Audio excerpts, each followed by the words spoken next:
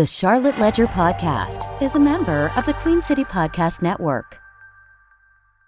This episode of the Charlotte Ledger Podcast is presented by Childcare Search. Does your search for childcare have you stressed out? There's a lot to consider, like quality, price, location, schedule, and more. At Childcare Search, a service of Childcare Resources, Inc., our knowledgeable navigators can help you find licensed care that fits your family's needs. Visit www.findchildcarenc.org or call 1-888-600-1685 for free personalized guidance. Welcome to the Charlotte Ledger Podcast. I'm Ashley Fay, Managing Editor of the Charlotte Ledger. To find out more about the Charlotte Ledger, visit thecharlotteledger.com. I'm joined today by Kristen Wile, the editor and founder of Unpretentious Palate, a digital publication covering food and drink in Charlotte. We're talking about the evolution of Charlotte's dining industry as it gains national recognition, the restaurants in Charlotte that Kristen is most excited about, why the regular doesn't exist anymore at restaurants, and why you might be seeing more chicken tenders on menus these days. This episode was recorded during a live conversation at the Sharon in South Park. I know we're on Top Chef now. We have a Michelin star now. There's all these accolades. It seems like Charlotte's food scene has gone national, maybe even international, but it didn't happen overnight. So can you just talk about how maybe the dining scene has evolved here in the time that you've been covering it? Yeah, so I've been covering restaurants in Charlotte for almost 13 years now, which is fun because it really has shifted so much. And you mentioned it's a lot happening right now. It feels like right now is a super exciting time in Charlotte's food scene. There's so much national attention. And I think it feels sudden, but it was like a slow build. And then just wham, here we are. And I think that's been really, really cool to witness. There's something to Charlotte as a city where now we're at that point where it's big enough where we feel like a big city that other chefs want to come to and chefs that are like graduating from Johnson & Wales want to stay in. It's no longer like, hey, like I need to go to New York. I need to go to LA. I can stay in Charlotte and I can become something here and be part of this food scene. And so there's just a lot more talent coming. I do think one of the harder things for Charlotte is that it's still expensive enough where getting the lower level staff is a little difficult, which is where, and also service can be hard in Charlotte. Somebody once said to me, we were having a conversation about in a lot of cities, the bigger cities, you see hospitality, it's a career. You're a career server, you make good money, you can make six figures in a restaurant, and that's your job, and that's what you want to be your job. In Charlotte, though, it doesn't seem that way. And one of the things we talked about was you don't have an aspiring creative class here as you do in some cities. Like you think of Nashville, and you have a lot of aspiring musicians that are working on their music career and then also a server, and they have that kind of showbiz personality, and so they make great hospitality service staff. In Charlotte, we're a little bit more brainy, we're the bank town, and so we don't necessarily have those types of people to help support the restaurant industry. But yeah, it's just there's so much happening here. There's so many new people moving here. It just creates so much opportunity, which can be good and bad. That can go both ways. Is there any one thing or maybe a few things, because I'm sure it's not just one, that you can point to that maybe has elevated Charlotte's restaurant scene to be a city, to your point, where maybe a chef or a graduate of Johnson & Wales sees a future here versus maybe in the past they would have to go to a bigger city? I've been thinking about this a lot lately because it feels like a lot right now. And the one thing that I feel like was a turning point, at least in the time I've covered Charlotte, it feels like Joe and Katie Kindred, honestly, were a turning point for Charlotte. So Joe and Katie Kindred own Kindred Restaurant in Davidson, as well as Hello Sailor, Albertine in Uptown now, as well as Milk Bread. And they just somehow got into the national scene, and they brought Charlotte along with them.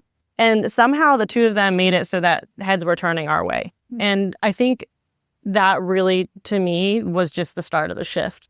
People love to talk about the importance of PR firms and whether and how much of a difference that makes. And I do think, there's something to that. You have to play the game in any industry to get awareness. But what Joe and Katie were able to do was, break into the national conversation. And, they have a great network of chef friends. And they're generous with that. I think the people they bring to Charlotte, then experienced Charlotte.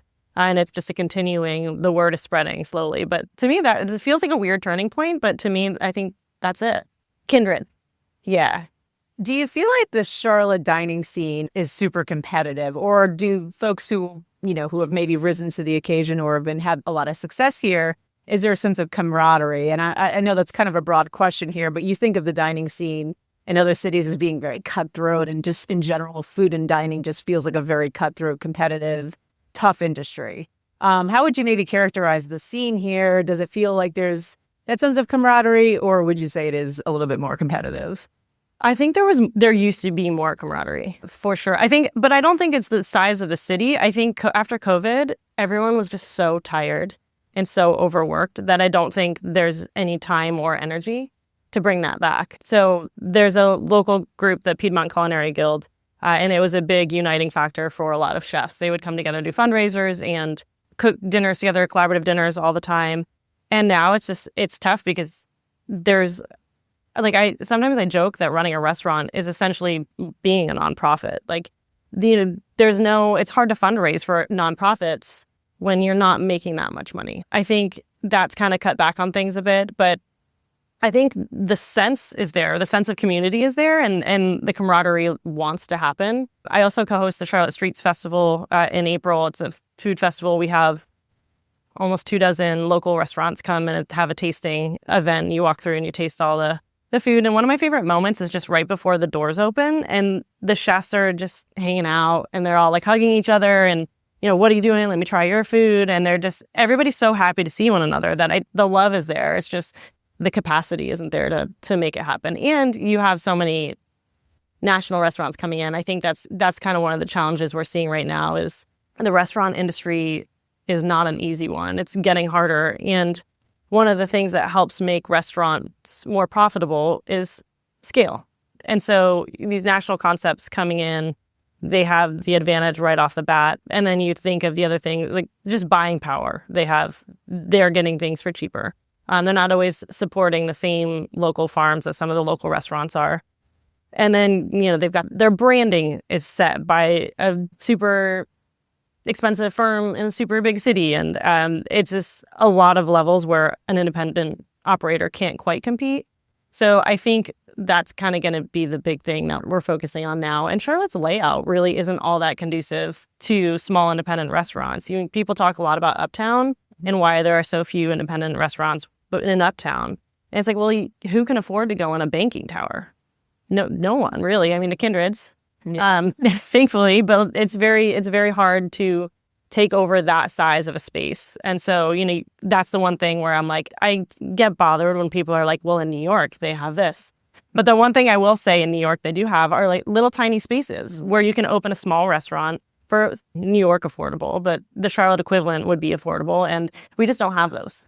That's actually a great segue to something I was wondering. I cover Charlotte growth, and I think about growth every day as it relates to Charlotte with all these people moving here every day, and it's great, and there's so much to be thankful for that, but at the same time, that comes with so many challenges. And to your point, it makes it probably much more difficult for a mom and pop or an independent who came up in Charlotte to survive here. So, is there an awareness, I guess, in the industry here, or even folks like landlords or things like that there needs to be some creativity to address that problem? Or is the allure of all these kind of national retail groups and restaurant groups coming in wanting to plant a flag in Charlotte because they see that population growth, is that really compelling? I guess, how is that dynamic playing out as Charlotte grows? That's a really good question. And I think so much of it depends on who owns the space.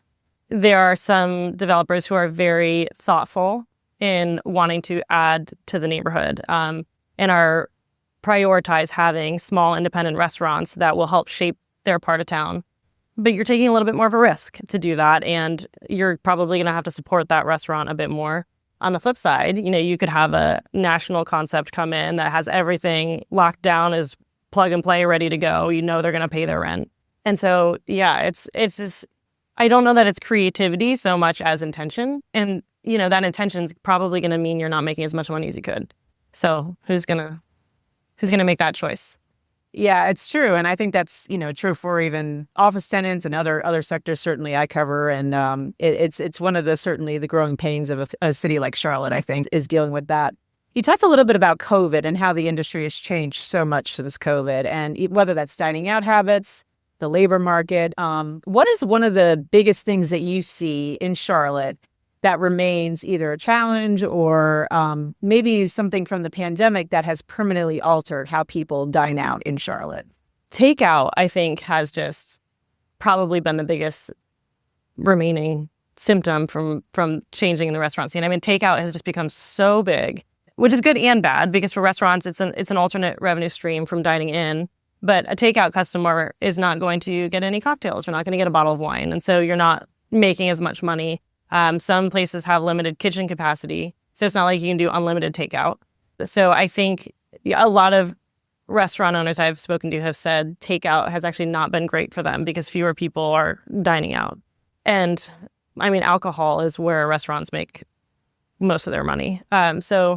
Which is a whole nother thing right now because people are drinking less. And then GLP-1s is there's so much. I can't imagine running a restaurant right now. So I would say probably just the shift to takeout. I spoke to Letty Kettner, who owned Letty's on Shamrock for a very long time over on Shamrock Drive, and she mentioned something to me. She said there are no regulars anymore, and to her that was kind of since post-COVID between people ordering out and not wanting to drive anywhere. She said people just got so used to staying home that we had regulars at Letty's for forever, and then they just trickled out, and people don't want to battle traffic. They don't want to deal with parking. So the regular just doesn't exist for a lot of these restaurants. And that was a steady stream of revenue. You could count on this family to be at this table every week. And that's just not the way we dine anymore. I still dine that way. You can find me at Mezzo Market on the Plaza every Wednesday. But that's another big one. And then just costs. I think food costs still haven't leveled back to where they were. Labor costs have gone up. And that's a hard one because if you see the work some of these line cooks do in a kitchen, I could not last a day in a kitchen. I could maybe last a day, but I would complain about it for weeks afterwards. And they deserve to be making more than minimum wage. It's a hard job. The benefits are terrible. But it's, again, where is that money going to come from? And so, as customers, it's hard. You go into a restaurant and you see what's on your plate and you think, well, I could make this for however many dollars at home. But rent is going up, utilities are going up, credit card processing fees are wild, staff is going up. Everything that you don't see in a restaurant is getting more expensive, even though what's staying on the plate is close enough to the same. And so there's a disconnect between what you see on the plate and what the cost of the experience you're having is. And so I think that's going to be something that I think has to change, is the perspective that I'm going out to eat instead of, it has to become I'm going out for this experience. And I am paying for the experience. I'm not just paying for food. We'll get right back to the conversation. This episode is presented by Child Care Search, helping families navigate childcare with confidence. I think that's a really good point because I talk to folks, and to your point, what's the parking situation like? Mm-hmm. How much am I going to have to pay for this? I'm not drinking right now, or, whatever the case may be. So it feels like there's all these factors. But are you hearing about how restaurateurs or owners are trying to either market themselves or make it a little bit more compelling for folks to come out and see them and maybe become a regular again in their neighborhood? Yes. I think lately there have been a lot more weekday tasting menus popping up. I think that's a good idea. So you can go to Restaurant Constants, for example, in West Charlotte. Chef Sam Dominich also owns Gray's Diner now in Plaza Midwood. And he is James Beard semifinalist chef. And they do, I want to say it's $40 for 3 courses. And so you can go out, well, that might not be right. I'm a writer, so numbers don't always stick in my brain properly. More of a words person, yes. But it's a good way to go out midweek and you get a really great meal. It's at a good price and you're supporting the restaurant on a slow night. But I think that's one way that folks are trying to draw people in. And I think, the marketing has become so important for restaurants. And I don't know, that's something that I don't know that the energy being put into marketing is always getting the payback, because there's so much chatter out there and there's so much competition. And so, there's the argument you need to stay front of mind. And so, there's that. But I feel like we're just so inundated all the time with people trying to get our money. And like you mentioned, it's the connections that will really get you to go to a place over and over again. And so I think, to me, the restaurants that are doing like the right kind of marketing is like the chef, the bartender, they're there. You feel like you're getting a personal relationship with the people who are cooking your food and making your drinks, and it feels more like community than just like a transaction. And so I think that's kind of where it's going to go with local. Like, it's either going to feel hyper local or it's not local, because that's really the only advantage that I think small businesses are going to end up having, is they are part of your community, they're your neighbors, and they want to get to know you and hang out with you. So yeah, it's going to be hard. It's going to be tough. Yeah, especially with people and maybe the consumer being more conscious about how they spend, their costs are going up.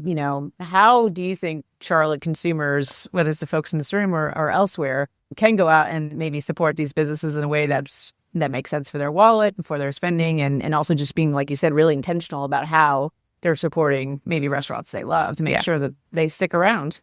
Yeah, I mean, that's a super important question. And I think it's so Charlotte for a place will announce they're closing and they're like, oh, I haven't been there. I love that place. Like, I haven't been there in a year. And it's like, yeah, this is why they're closing. Nobody's been there in a year. If everybody hasn't been there in a year, then how are they supposed to be staying open? So I think it's quality over quantity.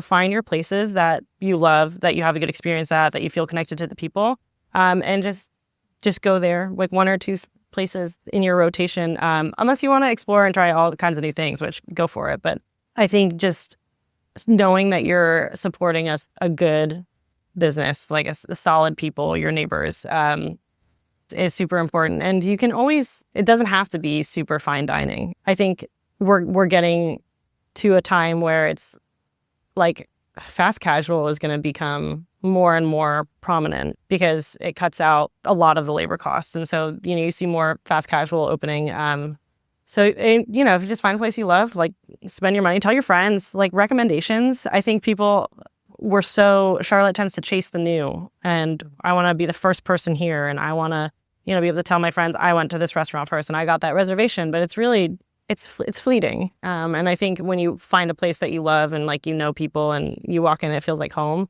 Those are the places that you need to find and support. Yeah, it's such a good point. I know there's been a few places that have closed, either because of the pandemic or folks just saying, I'm tired, I'm done. Yeah. And that's a valid thing. A lot of restaurant owners just said, I've done this for 30 years and it's time for me to kind of hang the hat, so to speak. Yeah. Yeah, we talked a little bit about this earlier, but I'm curious if there's any other dining trends you're kind of observing in Charlotte, or even with some of these new restaurants coming to town that are maybe influencing the broader dining out experience in Charlotte that would be good to talk about. Yeah.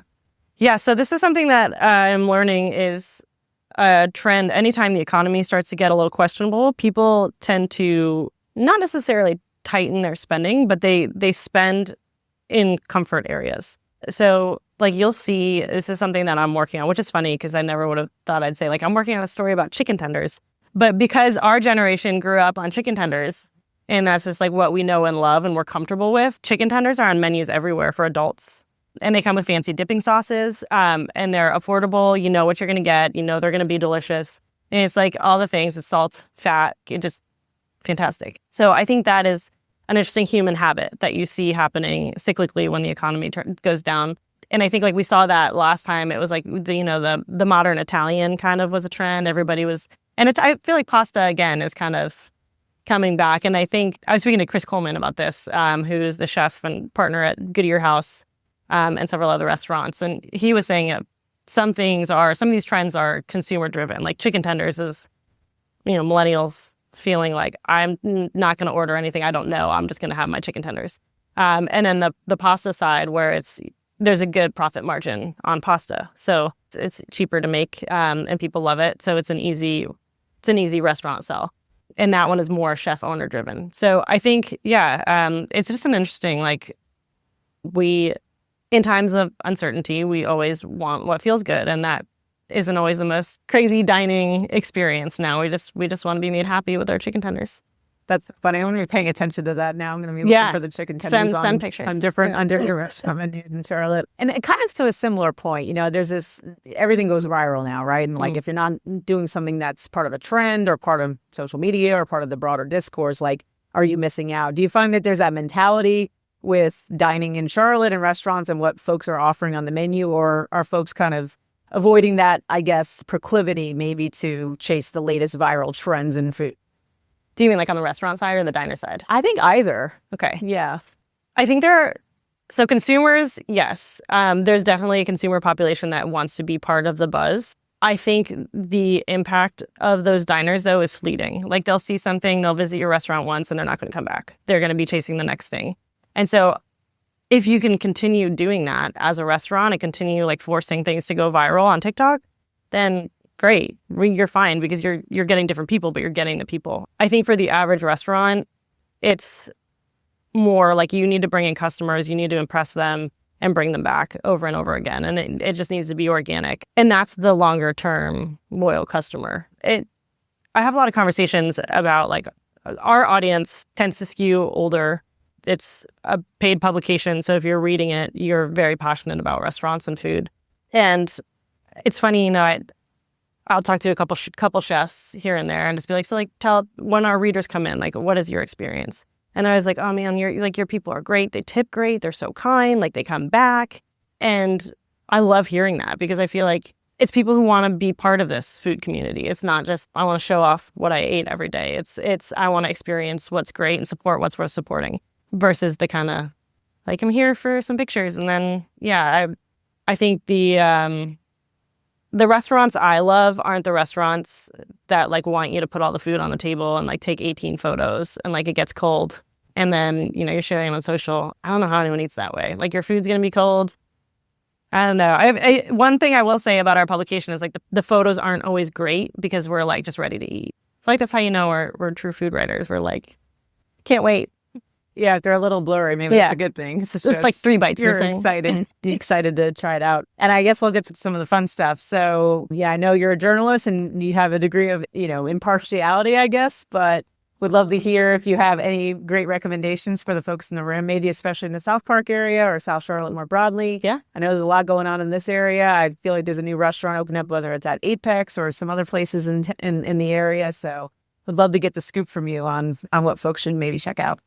Yeah, happy to share. I went to Laurel Park last weekend and was super impressed. And they have a beautiful patio, absolutely beautiful patio. The interior is beautiful, but the patio is fantastic. It's just like I can't wait to go sit outside. It was rainy when I was there, but I love a good patio. And the food was great. It was a good mix. I also love Manobella, the pasta place. Gosh, is that good? Governor Morrison? Is that the shopping center name? That's the street. It's by Yafo, right here in South Park. Yeah, and I love that place so much. It's a problem. I'll go there, get like a big bowl of pasta and Aperol spritz, and then it's like, hey, I'm not going to be as productive this afternoon. But and the owners of Manobella are just wonderful people. And then Cataloo in Southend, I think, is one of those restaurants that people don't talk about enough. It's fantastic. They have the best paella. Honestly, maybe the only paella in Charlotte. Yeah, I don't see paella much here. Yeah, they have it. They had it in Mariposa. I'm not sure if it's still on the menu, but it's right on the rail trail in Southend, but like lower Southend, like towards Remount. And it's right on the rail trail, so they also have a patio space, but the food is really good. And it's the same restaurant group that owns Kayanda. So definitely check that out. It's a big space. It's easy to get a reservation for a bigger group too, which I love. They have a parking garage right there, so it's easy parking. It's just far enough outside of Southend where it's not hard. Chapter 6 as well is a pan-Mediterranean. Like Albertine in Uptown, they kind of opened with this Mediterranean mix that is delicious. But that kind of popped up. I think that was Muzzy, is now closed, but that was a similar kind of Mediterranean, everything Mediterranean on one menu, which is so fun. But yeah, some of my favorites. Anything coming up that hasn't opened yet, whether it's South Park, South Charlotte, that's coming soon that you're really excited about, something we should maybe keep on our radar that's opening later this year? There's always so much happening in this city. I think, what am I most excited about? So the folks who own Vinyl and the Storia Micarino are opening an Italian restaurant called Lady Fanari. Yes, that'll open in a couple months, but the chef is taking a very nostalgic, his grandmother's recipe kind of pasta spot. It's where Fuda Buddha used to be, the ramen place that everybody loved. right on that south end on the rail trail. It's a tiny little restaurant. So I think that's one that I'm watching eagerly. I do love pasta. Love Me it. too. Yeah. And then trying to think of, I mean, there's just always so much. There's a lot of cocktail bars. I feel like cocktail bars are opening like crazy right now. There's a new trend for listening bars, which I find fascinating. Vinyl in bars has become really popular again. Yeah. It's funny that because you're right that there's a trend of folks maybe drinking less now, but it does feel like there's also this trend of very intentional cocktail bars and very thoughtful kind of menus and interesting things happening there. I'm less of a foodie and more of a spirits girly, I guess. So I find that very interesting. I did want to just get some maybe fun questions, and then I'll certainly open up the room to questions. But what is currently your hottest food take in Charlotte, if you have one? My hottest food take is that we need to stop looking to other people to tell us that we have a good food scene. I think Michelin coming to Charlotte was great for people that don't live in Charlotte, right? Like, it's great for Charlotte in that it will bring people here, but we should know our food scene better than the Michelin inspectors. And same with the James Beard Awards. Yeah, we haven't won a James Beard Award yet, but that doesn't mean we don't have restaurants that are deserving of one. I think there's a lot of mystique around how some of these awards happen. And just like anything else, I mean, you think of one organization trying to tell you the best restaurants in the world in a city that they're not even in. And it's going to be based on limited research, right? You cannot physically experience every restaurant in a city in that amount of time. So I think the recognition is super important from a national viewpoint. But we all live here. We don't need Michelin to tell us that we have good restaurants. Like, we should know. We can do our own research. We should be proud of our city. And I think Charlotte's chip on his shoulder, constantly being like, why don't we have any awards? Why don't we have any awards? If instead we were like, we deserve the awards and like they need to give us those awards because we deserve them. We have a great food scene, and like spread the word that we are confident in our own city, they're more likely to happen than all of us being like, I guess we're just not good enough for a James Beard Award. But we are good enough. It just hasn't happened yet. I feel like that's such Charlotte energy, though, with everything. Fair, yeah. Like, you know, we're a very aspirational city, which I love about Charlotte, but there's also like this need for other big cities to validate us or other outsiders to maybe validate us a bit, which I find kind of funny. It's one of my favorite things to put Charlotte in just a way that makes me shake my head a little bit. Do you have a favorite longtime Charlotte restaurant, what we would consider an institution versus something that opened in the last, call it 10 years? I will share my love for 300 East all day, every day. That restaurant is fantastic. And so it's now being operated by Ashley Boyd. Her mom opened the restaurant and has passed operations down to her. And Ashley, she's a mentor for a lot of the city's best pastry chefs. She went to art school and then became a pastry chef, which to me is funny because I feel like pastry chefs are very artsy. It just, all of it makes sense. But she's now taken over management of the savory menu as well. And the team there, they're not an expensive restaurant, but they're still finding ways to incorporate sourcing locally. And they're doing it just in such a simple way where, they have specials where they can use local ingredients. They have more sustainable sourcing when they can. And I think there's an idea out there that if you're sourcing locally, you're going to be super expensive. And I really like that she's shifting that narrative. And it's not fully local, but a lot of it is, and enough to make a difference in the local economy, support local farms. And the desserts there are just phenomenal. Like, if you go to 300 East, get all the dessert. That's actually really is a pro tip, because I go to 300 East all the time for sourcing, and I did not know that about the dessert menu. Now you do. Now I do. You're welcome. I'm learning things here, which is great. Just in time for summer. Exactly. Perfect. Where do you take, if you have a guest coming in from out of town who doesn't really know Charlotte, where are you taking them out for a good meal or a good experience? Ooh. All right. So I think it depends on the person. I love Albertine. It's a stunning restaurant in Uptown. This is Joe and Katie Kindred's newest restaurant in Uptown. Albertine, like Albertine. Yes, like it's there's a Queen Charlotte tie. Oh, I'm not sure. I think it was maybe something to do with Charlotte's name. But the interior design of that restaurant is beautiful. The service is amazing. And it has, I mentioned Uptown doesn't really have all that many independent local restaurants, but Albertine is that and also really has that Uptown vibe. I think for like ketchup, I love Dot's food. I think Dot is a speakeasy cocktail bar in Park Road Shopping Center, kind of in the back. It's hard to find the first time you go, but they have a really great food menu, and people go there for the drinks. But I like to go there, sit at the bar, and eat. The new Soul Gastro Lounge, I'm a fan of. I like to sit on that patio. It's a little loud though, so that's more of like if you want to feel like you're at a party. It's just so Charlotte, or what we want Charlotte to be, what it used to be, maybe a little bit more than what it is now.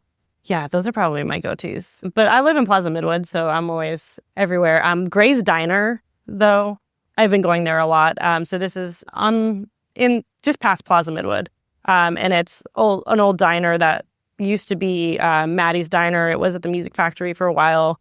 Then the diner itself was in storage for several years before becoming Maddie's Diner, and then Sam Dominich of Restaurant Constants bought it and has turned it into a diner again. And he has a short rib bowl that is braised short rib and braised mushrooms with like a perfectly runny egg and home fries. And I don't know that I've ever eaten anything so quickly as I have that bowl a couple weeks ago. Like, he put it in front of me and it was so good. This is me mostly just curious. What's the biggest maybe misconception about food journalism and what it is you do? As a fellow journalist, I'm curious, but it might be helpful for other folks who read your content to know as well. Ooh, that's a tough one. I would probably say when I talk to people about what I do and they're like, oh, you're a food critic. Do you make people cry? And I'm like, people have cried, but that's not our intention. Our goal when we write a restaurant review is, like I mentioned earlier, it's to be helpful. I think one of the things that I love to see happen is we'll write a review. There will be some room for improvement spots, and then we'll see those improvements made. That's happened a lot of times, and that to me is like the validation that we're doing it right, because it's not like a lot of times you'll see reviews that are just really mean headlines and like very opinionated in a like almost a whiny way. And look, you can have a bad experience and have information to share that may not be positive, but you don't have to do it in a mean way. Like, I understand it, because I think those mean, like, spirited headlines get clicks. People are like sharing it and they're like, can you believe this publication said this about that restaurant? And it starts a conversation. I just don't know that's a healthy conversation. So I think it's probably that. Like, being a food critic to me isn't like panning a restaurant. It's, hey, if you go here, this is what you'll get, and you can decide whether you think that's good or bad. And you can tell pretty clearly from reading our reviews what the experience is. And it's not, it's constructive criticism. Like, I feel like we've lost that art today. Constructive criticism just doesn't exist anymore. It's just like off the rails criticism everywhere. Or praise. This is both ends of the spectrum. It's just we're all in or all out. And I think trying to stay in that middle ground is, that's what we try to do. All right, final question from me, and then I'll see if anyone here has. And this might be a hard one to answer, but is there a most memorable meal you've ever had dining out in Charlotte that you can name? Yes. Can I answer from a dish from one of the events we hosted? Is that a cop-out? I think that's allowed, but okay. You disclaimed it, so we're good. Okay, cool. So we used to do, pre-COVID, we did a dinner series. It was a signature event that I want to bring back. I just haven't done it yet. It's called Meat and Potatoes. And it was kind of a play on the fact that everybody calls Charlotte a meat and potatoes town. Okay. And it was very tongue-in-cheek. And it was 5 different chefs. Each one did their own course. And they had to use meat and potatoes, but it couldn't be any common or prime cuts of meat. We would have even dessert was like candied bacon and sweet potato. It was so good. And Chef Jamie Barnes, he had What the Fries food truck. He's now an instructor a culinary instructor at a local high school. But he did this dish, and he did a beef tallow and purple potato biscuit, and then a beef tongue marmalade. And it was one of the best things I've ever eaten. And it was just so unique. And it was one of those things where I was like, I don't know what to expect biting into this. And then I took a bite, and I was just like, all the flavors, all the textures.